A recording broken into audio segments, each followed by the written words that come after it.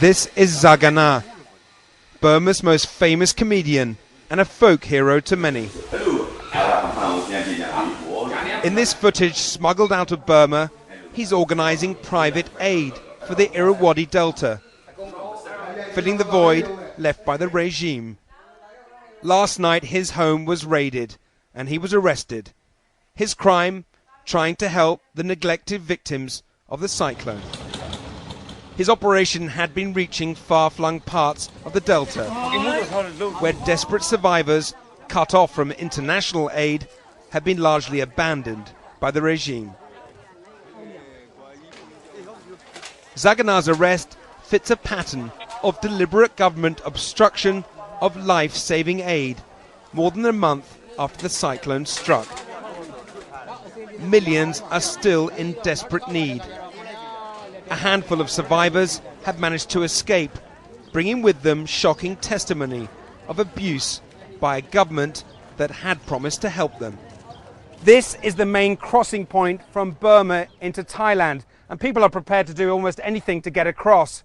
For refugees from the Delta, it's a far-flung sanctuary, but such is their desperation, many are prepared to trek several days to get here to seek help, and they're some of the luckier ones.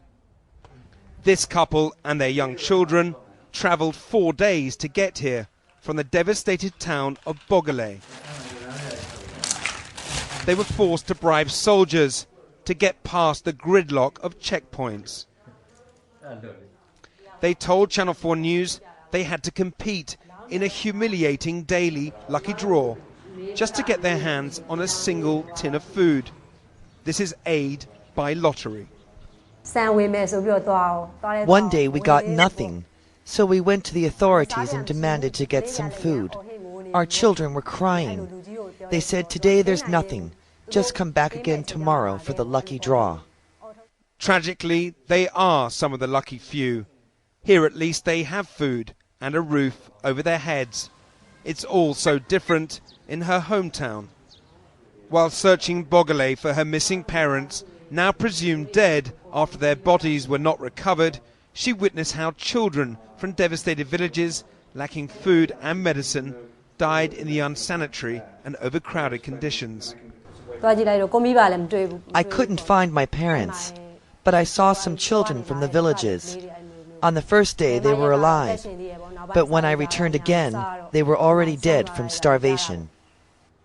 She says that she heard that as many as 200 people could have died, mostly children and the elderly, in those early weeks.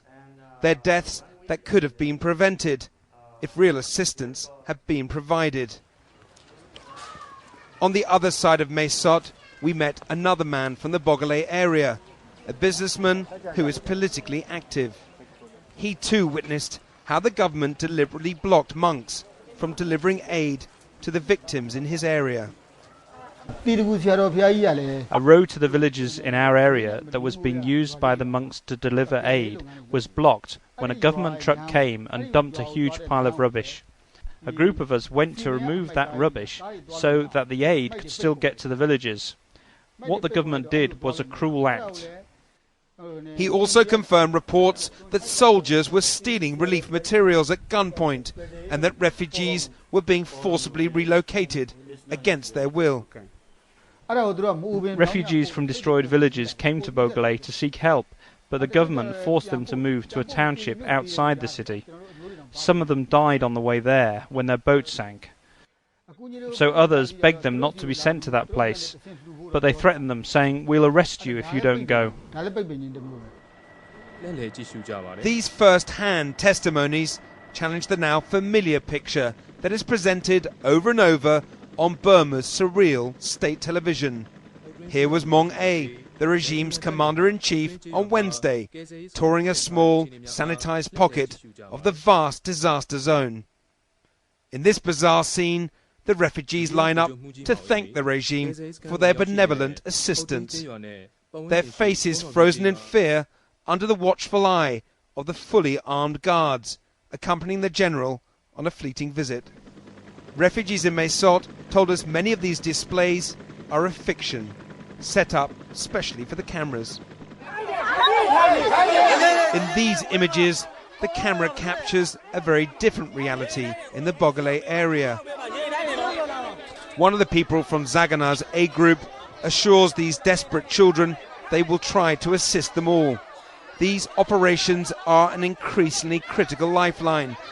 Despite the fanfare surrounding Ban Ki-moon's recent visit, the access to international aid the UN chief was promised by the generals has never materialized. Their pledge, apparently an empty one.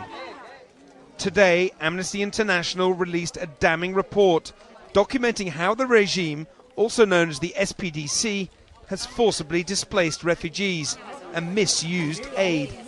People who are dying now are dying as a direct result of the obstruction and the neglect of the SPDC. Those deaths are traceable to the SPDC. This woman, who's been helped by Zagana's relief group, says that in this battle for survival, few now trust the government to provide any assistance. And as news spreads about the arrest of the comedian, provoking even more anger, the last laugh may be on the generals. Inigo Gilmore, Channel 4 News, May Sod.